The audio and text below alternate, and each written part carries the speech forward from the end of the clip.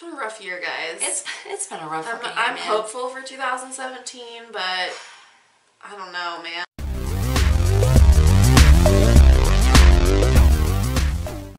Hey, it's Sue. And Megan in the restricted section. And we thought that in honor of Carrie Fisher, yes, we would do a Star Wars book tag. Yes, and there are a couple of Star Wars book tags out there. Yes. Elizabeth Page and Bangity Bangs do tags. But we wanted one that was, this one includes the newer movies, which I don't think, did Elizabeth's have the newer movies in it? No, I think it included episodes 1 through 3. No, I mean like the most recent movies. No, I don't think so. Yeah, we wanted to include Carrie Fisher's, Princess Leia a little bit more, and then, and this tag was all Megan, by the way. Because I will admit that I have not seen Star Wars. Wah, wah. I have seen most of episode 6, and that's it. And it's not like I have nothing against it. I would probably enjoy it. I just haven't watched it. Well, we can do something about that.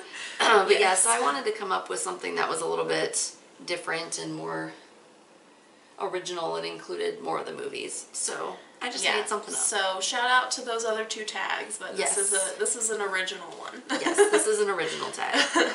And so we're going to be drinking Origami Spaceship.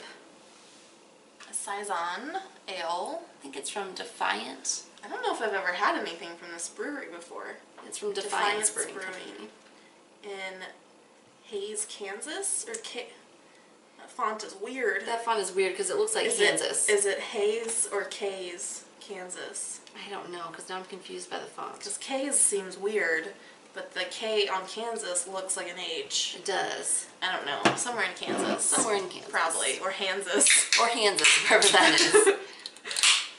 Alright, let's do this. Cheers. Cheers.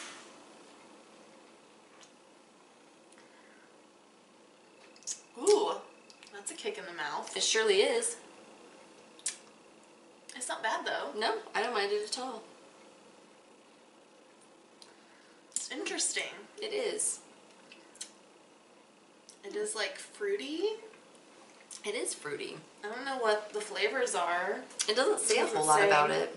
It just says, according to the Surgeon General, women should not drink alcoholic beverages while pregnant.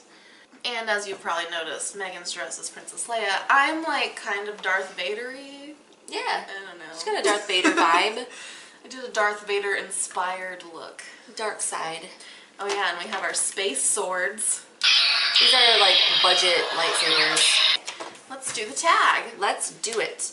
So the first question is, Princess Leia, choose a book with a fearless and badass female heroine or protagonist. And I chose Anathema by Rachel Deering, Christopher Mooneyham, and Wesley St. Clair. This is volume 1, The Evil That Men Do. It is the only volume that exists currently. So in this book, or in this graphic novel, it's about 2 women who are lovers, and then one of them, their names are Sarah and Mercy, and then Sarah's father catches them together and burns Sarah at the stake because being gay is not okay at this time. Apparently not. Yeah.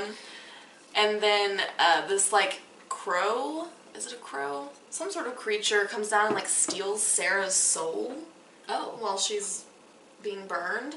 Okay. And so Mercy then becomes a werewolf so that she can go track down this creature and save Sarah's soul. And so Mercy's a pretty badass female character. Sounds pretty badass. Yeah, and it's kind of like this book, it almost kind of reminded me of like a video game because she kind of like meets these boss creatures. Like, she has like, right here she's like fighting a boss like there. So she has to like go through these, it looks really cool. Yeah. Like the artwork is really cool. Yeah, I really liked it and I liked the artwork a lot. And I hope that there's like a volume 2 at some point, but... Oh, I like those. I don't know. The black and white ones. Yeah, those are really cool. That's really neat. Yeah, I really liked it a lot. I said Tara from 3 Parts Dead by Max Gladstone.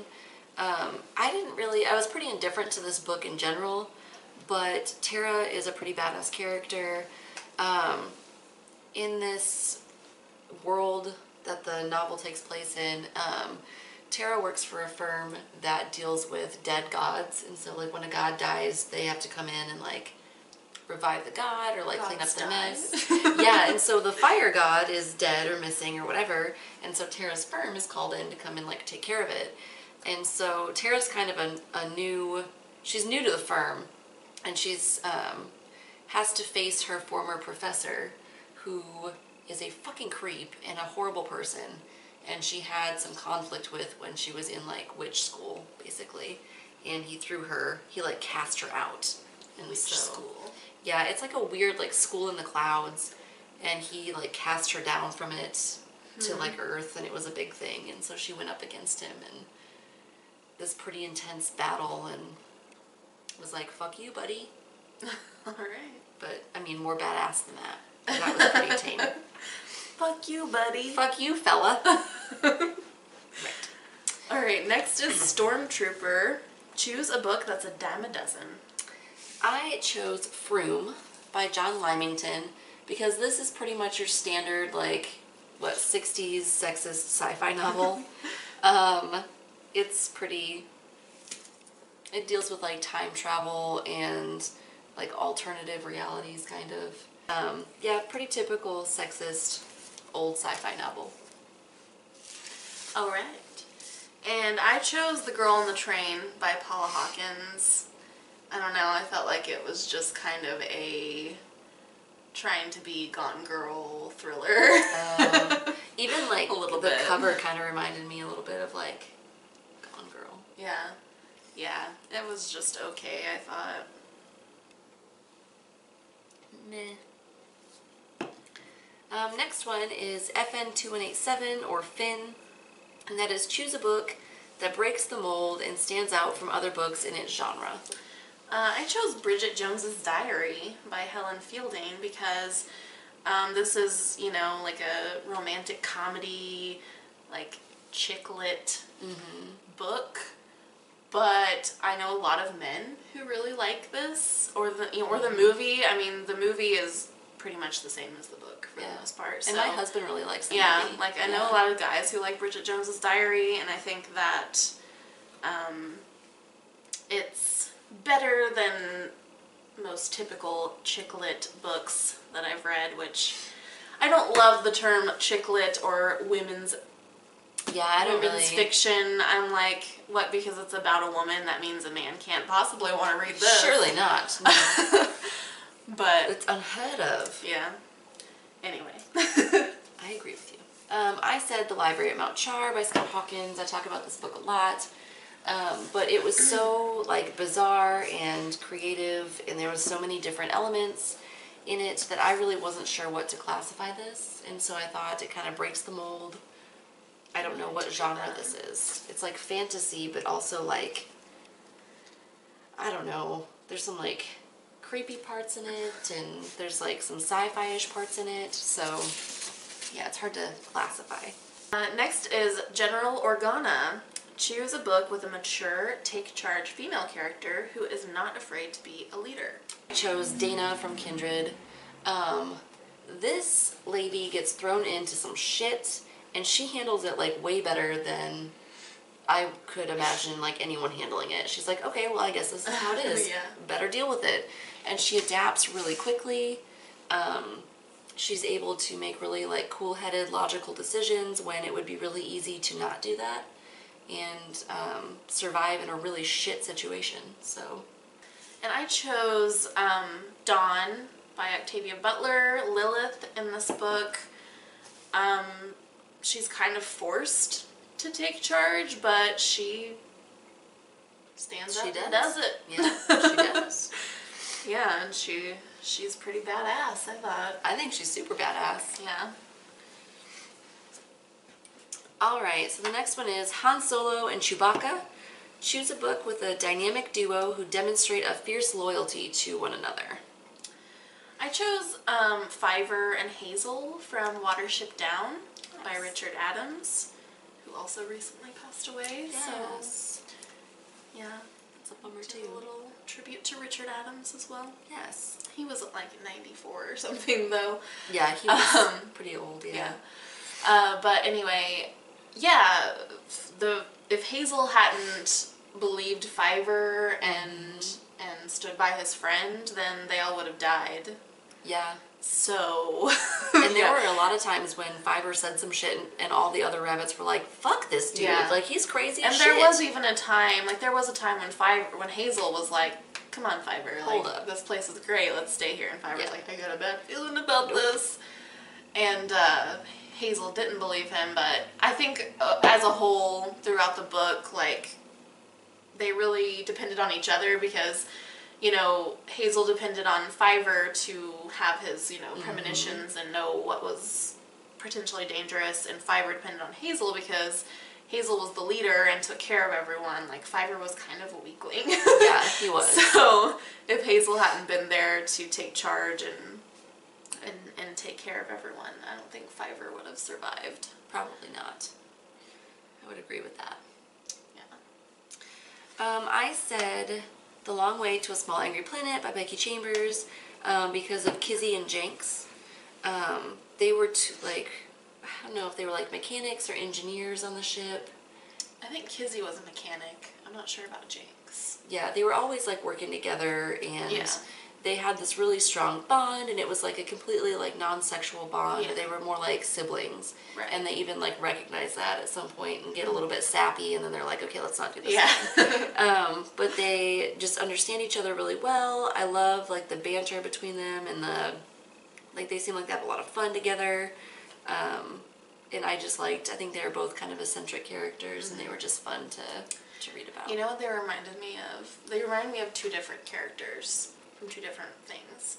Kizzy reminded me of, I think her name was Kaylee from Firefly, and Jynx reminded me of Gabriel from Supernatural. Oh. That makes sense. I can see that. Yeah. Yeah. That works. Mm-hmm. Anyway, next is Darth Vader. Choose a dark book that really got into your head. I said The Road by Cormac McCarthy because holy shit, I mean, it was dark. So dark. It was dark like, in not a creepy way. Just in like bleak. Like really, really bleak, and I guess there was cannibalism. That's pretty creepy. Yeah, that's oof. And that's like, oh, that really gets to me. Anyway, oof. But yeah, it was just really dark and bleak and depressing, and I love post-apocalyptic stuff, and I love zombie stuff and all that stuff, but like when I read it, it makes me start thinking like, what if this actually does happen? And then I think way too much about it. I would probably die. Like, I don't think I'd survive very long, to be honest with you. Yeah. I mean, I'm pretty resourceful, but I don't have a lot of common sense. Like, I'm smart, but I have trouble getting by in real life. I think if you had to out of necessity, you would. Yeah. Because like when it really comes down to it, even in real life, like when it really comes down to it, you're like, all right, I got this. Mm-hmm. So I think if you needed to, I think you could. Yeah, you might be right there. But I'm not one of those people that's like, I have a game plan for the zombie apocalypse. No. I'm just like, if shit happens, and we'll see what. My game plan is where it goes. I don't do zombies. Sorry, that's my game plan. Like yeah. if it's like an apocalypse, then okay, like I'll stick it out and see what happens. Yeah. But like if it's just zombies, no, I'm good. Thanks, bye. I'm out. I chose the book In Cold Blood by Truman Capote. That book was like real creepy. Really? I mean, it's intense. And it kind of freaks me out. That's the kind of stuff that freaks me out more.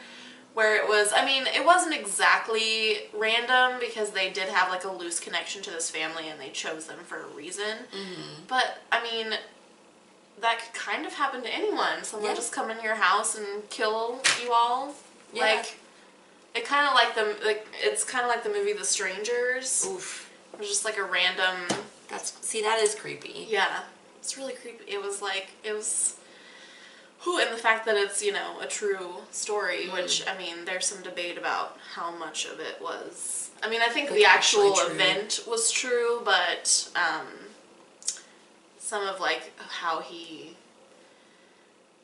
how he portrayed the killers, I think, was kind of debated on. Because there was actually some people said that he and one of the killers, the one who actually committed the murders, all of the murders maybe, might have, like, kind of... Oh no, like colluded? Well, like, because he had to, like, interview him and talk to him to write the book. And some people think that they, like, became, like, romantically involved. Oh no, okay. But I don't know. I mean, nobody knows if that was true or not. But yeah. So he might have, like, painted him in a slightly better light. Although he still didn't, like, seem like a great guy. He's still a murderer. He seemed like a psycho, right. like a literal psychopath. Yeah. Is what he seemed like. Yeah. Which, I mean, it would make sense that he could, like, perhaps charm Truman Capote. Absolutely. If he was... They're very charming. Yeah.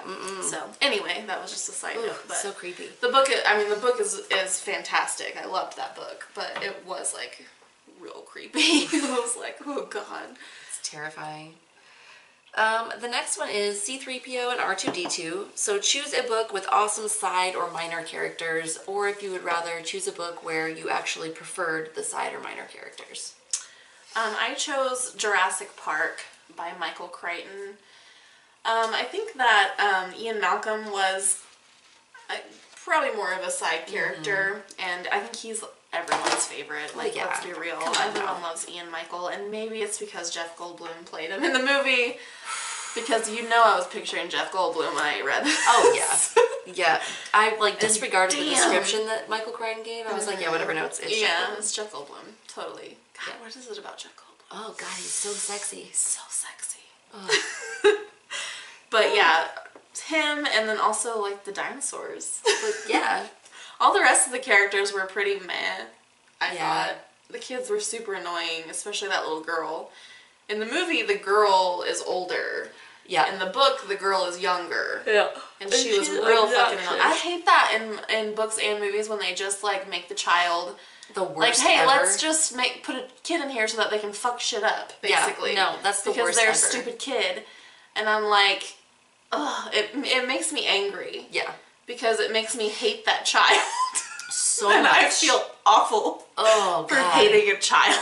But yeah, I totally did too. I was like, that kid sucks. The kid in this book is the worst. And in the movie, she get eaten already, please? In the movie, the kid wasn't, like, the little boy, he wasn't annoying, I don't think. I remember. Both the kids were fine. Yeah, both the kids were cool in the movie, but the boy is older in the book and he's fine, but the little girl, oh God, I was like, just get eaten already. Come on. I don't even care. Come on, where's that T-Rex? I'll call him. I will call him.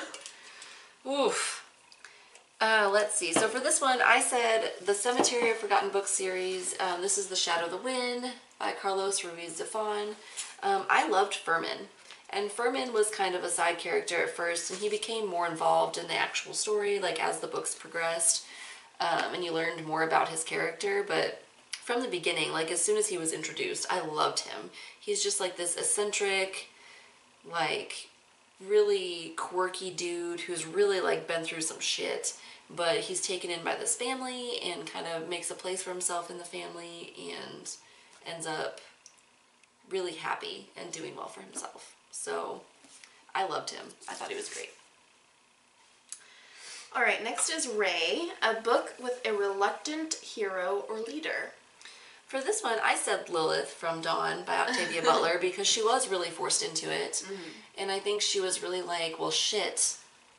Like, how am I supposed to do this now? And especially as the book progressed, she was like, they're not going to like me. Like, these humans, because she's kind of the middleman between the aliens and the humans. And so, as the book goes on, it becomes increasingly, like, more apparent that her position makes her unlikable to the humans, which makes it really hard for her to lead them. And so she's like, well, fuck, like, I'm not really sure what I'm supposed to do here. And so I think she's a really reluctant leader, but I think she really steps up and does it well, and, you know, she's pretty awesome. And I chose Bilbo Baggins. Oh, Bilbo. From The Hobbit. He was not into this whole adventure from the beginning. Nope. He was just like, what's happening? Why are all these people in my hobbit hole? I want to go back to the Shire. What's going on? Yeah. But then he really becomes the hero. Yeah. And I think that he has a lot of fun. But he is happy to be home at the end. I think, yeah, he's no good. So, yeah. But he definitely was not feeling it at the beginning. He was like, Why what is fuck happening? Are all these dwarves in here? Yup. Let's see. The next one is Emperor Palpatine, which is Let the Hate Flow Through You. Pick a book you fucking hated. And I tried to pick one that I hadn't talked about much. So I picked one that I read several years ago, and that was Malice by Danielle Steele. Oof. This was the first and only Danielle Steele novel I ever read. And I do not plan to ever read another Danielle Steele novel. It was really, I would categorize it as like torture porn.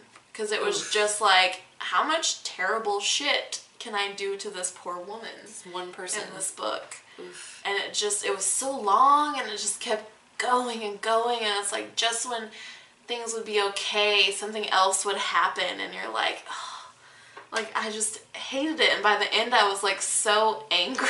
I was like, why would you do this to her, Danielle Steele? What's wrong with you? Stop it. Yeah, it was just, and there was like no reason to it. If there had been a reason, but it was just like, hey, let's just make bad shit happen to this woman her entire life. That's real shitty. Why not? Come on now. Yeah, so I hated that book.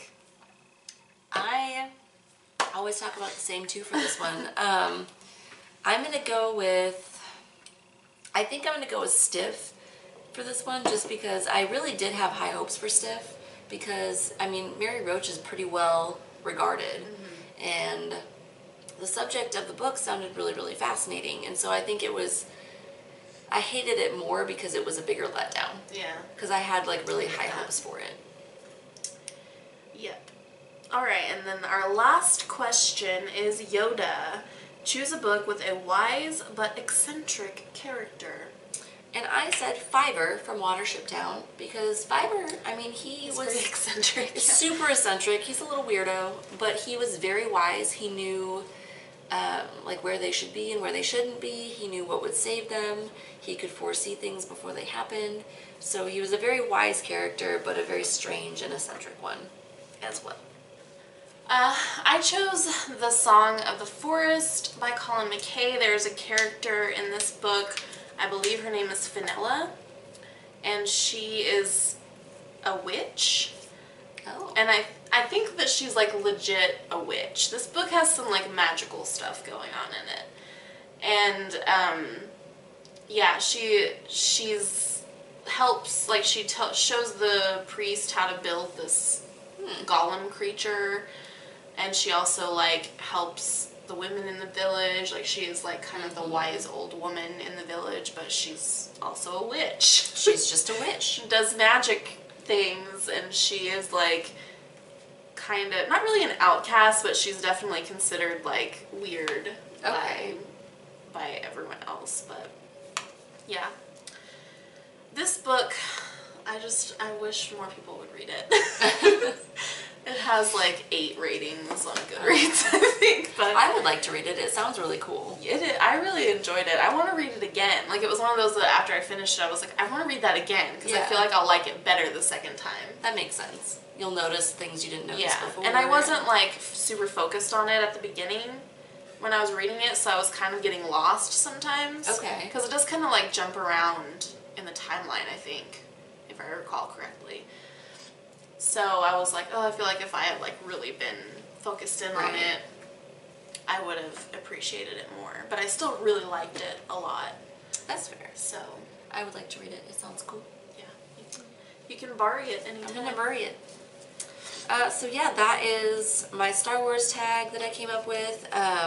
Just wanted to do something to kind of pay tribute to Carrie Fisher. Not only was she iconic in Star Wars, but she was very outspoken about mental illness and addiction, both of which I've worked really closely with and I have a really big passion for. So I think it was pretty badass of her to, you know, talk about her own struggles with it so honestly and to be such a big advocate for it. So I mostly know her from the movie Drop Dead Fred, which was one of my favorites as a kid. And she played sort of like the bitchy best friend role. Nice. Yeah, but I also loved her in Blues Brothers because she was just like the fucking crazy ex, and she was trying to kill the Belushi character, and she like had these crazy weapons like a missile launcher and a machine gun, and she would just like find. I don't remember that movie very well. I'm pretty sure I've seen it, but I think I was a child, and I love it. I need to watch it again. It's one of my like top 10 of all time. Yeah, I remember those characters from Saturday Night Live. Yeah. The Blues Brothers, because I would watch like the old SNLs. They came on like late, the reruns. Oh yeah. So I would watch the old SNLs from like the 70s and 80s. I love Dan Aykroyd. I have a thing for Dan Aykroyd. Really? I don't know why. Like I love him so much. Like That's funny. yeah. I think he's so funny. I love him. So we're not going to tag anybody. Yeah, we're not going to tag anybody specific because we felt like we did this as kind of a respect and tribute thing for Carrie Fisher. So if you are a Star Wars fan or a Carrie Fisher fan and you want to do this, feel free to do so. Yeah. But we're not going to tag anyone specific. So nope. Yeah, but let's revisit this dinner. Drink one for Carrie Fisher. Pour one out for my homie. Debbie Reynolds and Alan Rickman and George Michael, and David Bowie, and all the people I love. Lemmy. Lemmy died barely in 2015 though, didn't he? I think it was right at the beginning. Right before 2016. I thought he died close to when David Bowie did. I think he died around Christmas last Christmas, maybe. Oh, okay. I don't remember for sure, but Lemmy. So anyway, yeah. To Carrie Fisher, she died bathed in moonlight, strangled by her own bra.